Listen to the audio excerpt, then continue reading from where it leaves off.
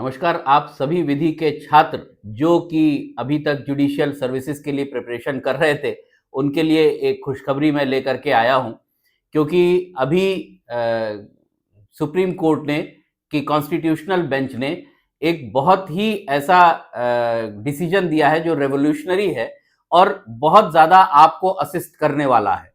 क्योंकि अभी तक अगर आप हायर जुडिशियल सर्विसेज में देखिए तो एक बार था कि जब आप 7 साल की प्रैक्टिस कर लेंगे उसके बाद ही आप जुडिशरी हायर जुडिशरी सर्विसेज दे सकते हैं, जिससे कि आपका अपॉइंटमेंट एडीजे में हो सके। लेकिन अभी कॉन्स्टिट्यूशनल बेंच ने पिछले सारे केसेस में दिए गए जो भी डिसीजंस थे उनको चेंज करते हुए, ओवरटर्न करते हुए जो नया डिसीजन दिया है वो आप सब लोगों के लिए बहुत ही लाभकारक है। जो भी बच्चे जुडिशरी की प्रिपरेशन कर रहे हैं, तो अगर इसमें डिसीजन में देखा जाए तो इसमें कहा यह है कि अभी तक जो एक्सक्लूसिवली 7 साल की प्रैक्टिस मांगी जाती थी हायर जुडिशरी के लिए कि आप एचजेएस तभी दे सकते हैं, अब वो छात्र जो पीसीएसजे की भी तैयारी कर रहे हैं उन लोगों के लिए एक गोल्डन अपॉर्चुनिटी है कि वो अपने आप को तेजी से अपने आप का खुद का एडीजे या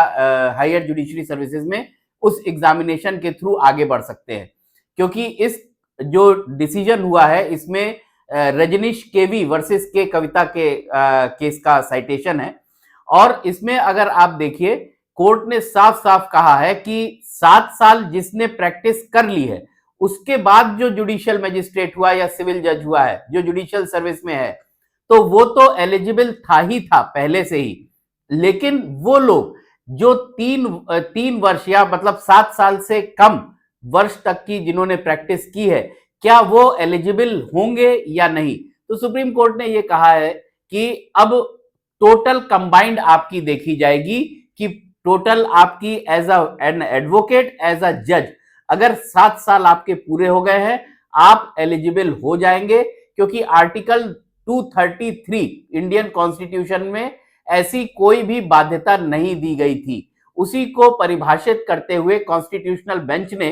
जिसको कि गवई साहब हेड कर रहे थे, उन्होंने साफ साफ कहा है कि अब अगर जैसे जो अब पोजीशन हुई है कि 3 वर्ष आपको एज एन एडवोकेट प्रैक्टिस करने के बाद आप पीसीएसजे की परीक्षा दे सकते हैं। अब देखिए वो समय आपका यूटिलाइज हो गया, क्योंकि अब आप 3 वर्ष आपकी प्रैक्टिस वहां पे काउंट हो गई। जब आपने जुडिशरी, आप अगर जैसे शुरू से आपका टारगेट जुडिशरी था, जो बच्चे कई डिस्करेज हो गए थे, थोड़ा सा लो फील कर रहे थे कि अब हम लोग को 3 साल वेट करना पड़ेगा, उन लोगों के लिए खास खुशखबरी है। क्योंकि अब क्या है कि आपने लॉ के दौरान अपनी तैयारी शुरू की और उसको फाइनल, आपने तैयारी को फाइनल किया अगले 3 सालों में। तो ये 3 साल आपके जो रजिस्ट्रेशन के थे वो काउंट हो गए और मान लीजिए आप 3rd ईयर के बाद में 4th ईयर में आप अपने after completion of your LLB चौथे साल में या तीसरे साल में आप तुरंत ही जुडिशियल मजिस्ट्रेट हो गए। अब ये 3 साल प्लस आपके 4 साल जुडिशियल मजिस्ट्रेट के 7 साल कंप्लीट मान लिए जाएंगे और जो भी बच्चे बहुत सीरियसली तैयारी कर रहे हैं उन लोगों के लिए बहुत स्पेशली गुड न्यूज है, क्योंकि अब ये 7 साल जब कैलकुलेट हो जाएंगे तो अपने आप जब चौथा साल आपका होगा जुडिशरी का, आपकी eligibility to give the higher judicial services examination will be qualified और आप आराम से